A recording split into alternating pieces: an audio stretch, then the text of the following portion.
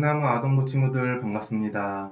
오늘은 은혜만 받고 감사함을 잊어버린 사람들, 그리고 그들과 반대로 은혜를 주신 분이 누구인지 기억하며 감사를 잊지 않고 표현하였던 사람들에 대한 이야기를 나눠보도록 하겠습니다.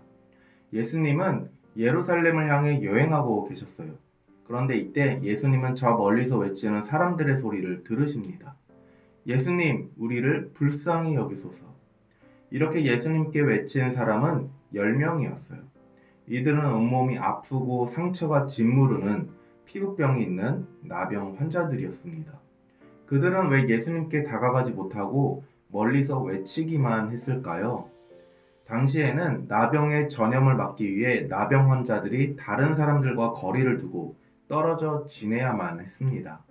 그래서 나병 환자들은 예수님이 자신들의 병을 고쳐주실 수 있을 것이란 믿음이 있었지만 예수님께 다가가지 못하고 멀리 서서 병을 고쳐달라고 소리만 쳤던 거죠. 예수님은 나병 환자들의 목소리를 들으시고 그들을 보시며 제사장에게 가서 몸을 보이라고 말씀하십니다.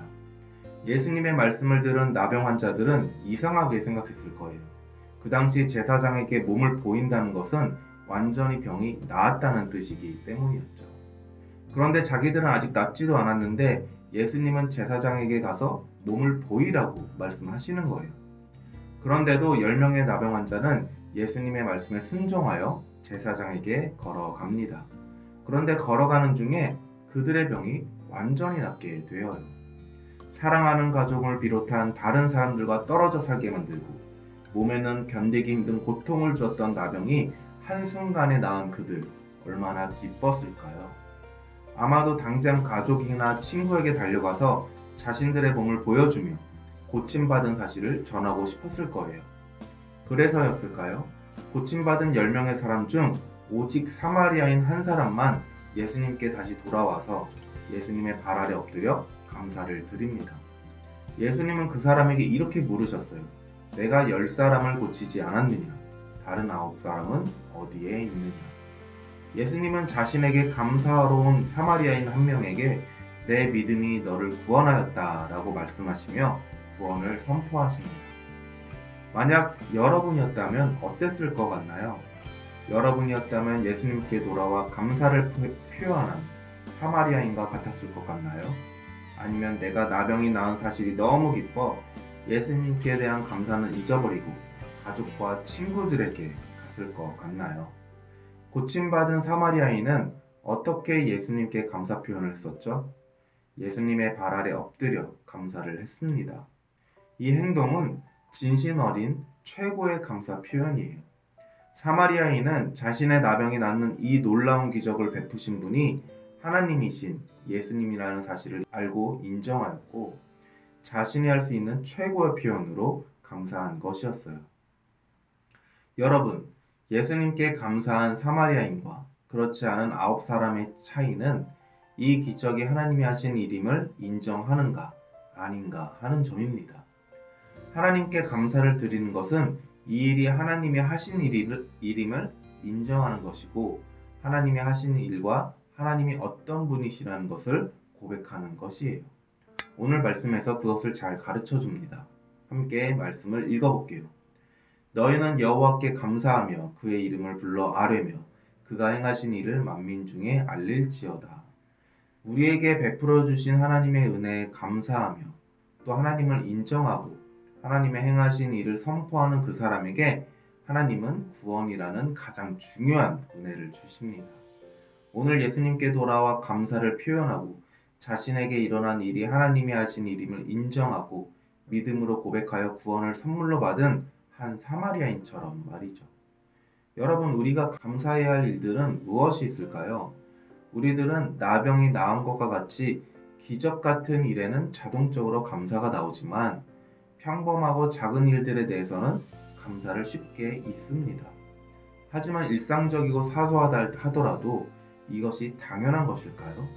그렇지 않습니다. 우리에게 주어진 모든 것들은 다 하나님이 주신 거예요. 따라서 우리는 그것에 대해 항상 감사하는 마음을 가져야 하죠. 우리가 일상에서 감사하는 것들이 무엇이 있는지 함께 살펴보도록 하겠습니다.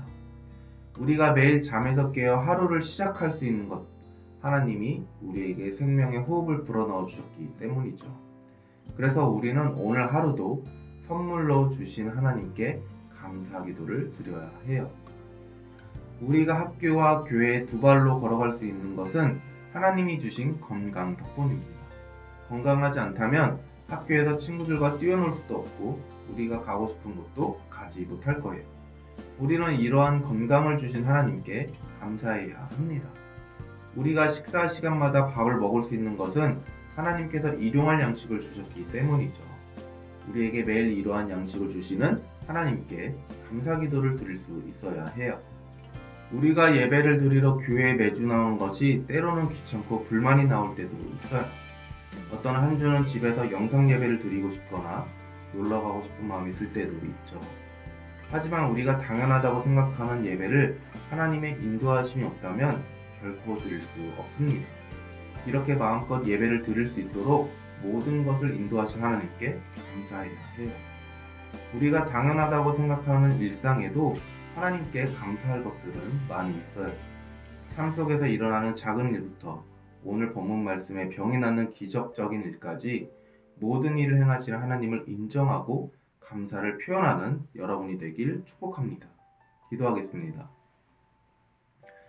하나님, 오늘 말씀을 통해 우리가 감사할 것이 얼마나 많은지 함께 나누었습니다. 하나님께 병 고침을 받고도 감사하지 않았던 9명의 나병 환자가 아닌 하나님께서 하신 일임을 인정하고 하나님께 나아와 감사를 표현했던 그 한 명의 사마리아인과 같은 신앙인이 되게 하여 주시옵소서. 오늘 하루도 하나님의 인도하심이 있었기에 눈을 뜰 수 있었고 하나님의 은혜가 있었기에 다시 새로운 날을 시작할 수 있었습니다. 하나님의 은혜가 있었기에 예수님을 알게 되었고 또 하나님의 자녀 되는 권세도 누리게 되었습니다.